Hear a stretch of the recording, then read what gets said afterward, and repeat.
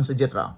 Selepas 58 hari, perbicaraan Najib untuk membela diri berkait dengan kes 1MDB, akhirnya ini jawapan di mahkamah. Sebelum kita teruskan ulasan ini, jangan lupa saya pada masalah kencing manis, gout dan tinggi darah, tekan butang produk yang ada dalam video ini. Produk ini murah dan berkesan. Baiklah. Selepas 58 hari bicara dan lebih 50 saksi pembelaan, fasa pembelaan dalam kes Mega 1MDB yang membabitkan Datuk Seri Najib Tun Razak akhirnya ditamatkan. Ini bukan sekadar berita mahkamah. Ini adalah babak penting dalam sejarah keadilan dan politik Malaysia. Apakah maksudnya ini? Apa yang bakal berlaku selepas ini? Adakah Najib akan dibebaskan atau Najib akan tertambah jumlah hukumannya di penjara? Secara ringkasnya, kes ini melibatkan tuduhan bahawa Najib selaku Perdana Menteri dan Menteri Kewangan ketika itu telah menyalahgunakan kedudukan dan melakukan pengubahan wang haram, membabitkan 2.3 bilion ringgit Malaysia dana milik 1MDB. Antara saksi utama pembelaan termasuk bekas pegawai kerajaan, pengurus bank dan pakar perakaunan forensik. Najib sendiri mengambil pendirian sebagai saksi dan memberi keterangan panjang lebar mempertahankan dirinya. Apakah pula maksud pembelaan tamat? Adakah dengan pembelaan tamat ini, maka tamat jugalah nasib dan perjuangan Najib?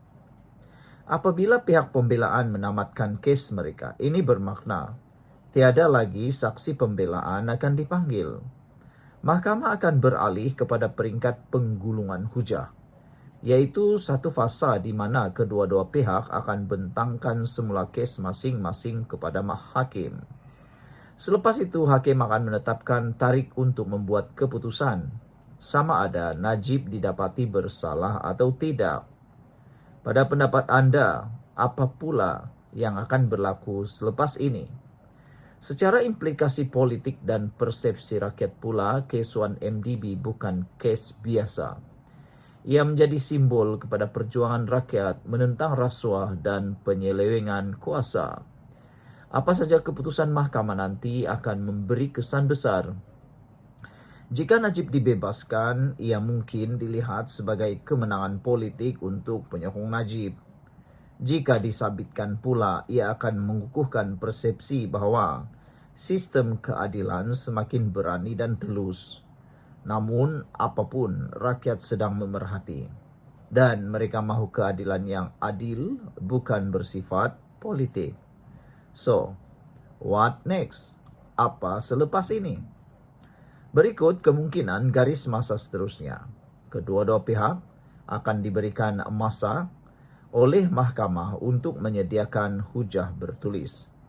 Kemudian hujahan lisan akan dibentangkan. Akhirnya, mahkamah akan menetapkan tarikh keputusan. Ini mungkin ambil beberapa bulan masanya lagi.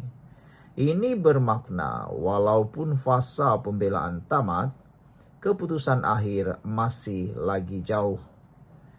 Kes 1MDB adalah ujian kepada sistem perundangan negara. Tamatnya pembelaan bukan penamat cerita, tapi pembuka jalan kepada satu keputusan besar. Keputusan yang akan membentuk sejarah politik dan keadilan Malaysia. Saudara, apa pula pendirian anda?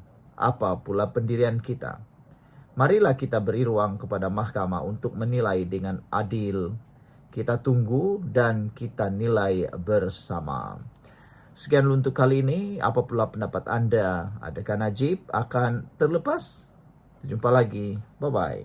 Salam sejahtera. Terima kasih kerana bersama dengan saya di Nazilin Unity Channel. Ini satu lagi pendedahan paling mengejutkan berlaku di mahkamah hari ini.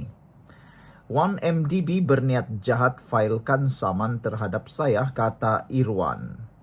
Bekas pengerusi 1MDB, Tan Sri Muhammad Irwan Serigar Abdullah memberitahu Mahkamah Tinggi di Kuala Lumpur hari ini bahawa Syarikat Pelaburan Negara itu berniat jahat apabila memfailkan saman terhadapnya pada Mei 2021. Muhammad Irwan ketika ini berkata, ini kerana beliau adalah pegawai kanan dan berpangkat tinggi dalam kalangan penjawat awam serta memegang jawatan sebagai Ketua Setiausaha Kementerian Kewangan ketika Datuk Seri Najib Tun Razak adalah Perdana Menteri merangkap Menteri Kewangan. Sebelum kita teruskan ulasan kali ini, jangan lupa siapa ada masalah kencing manis, gout dan tinggi darah, tekan butang produk yang ada dalam video ini kerana produk itu terbukti membantu sehat untuk mereka yang ada masalah gout, kencing manis dan tinggi darah, murah dan lulus KKM serta halal. Cepat beli selagi stok masih ada. Baiklah, kita teruskan ulasan ini. Kata beliau, sasaran utamawan MDB ialah Datuk Seri Najib. Bagaimanapun mereka ingin menyalahkan orang lain selain Datuk Seri Najib. Dan saya adalah sasaran mudah disebabkan kedudukan saya sebagai Ketua Setiausaha Kementerian Kewangan, katanya lagi.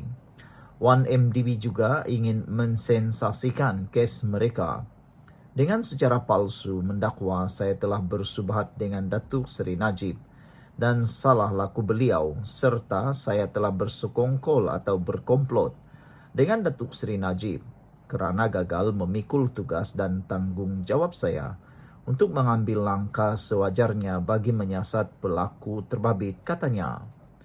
Beliau berkata demikian dalam penyataan saksi ketika memberi keterangan selaku defendant kedua pada pendengaran saman US dollar 6.56959 bilion yang difailkan Wan MDB terhadap beliau dan bekas Ketua Pegawai Eksekutif Wan MDB, Arul Kanda Kandasamy, atas dakwaan pecah amanah serta konspirasi.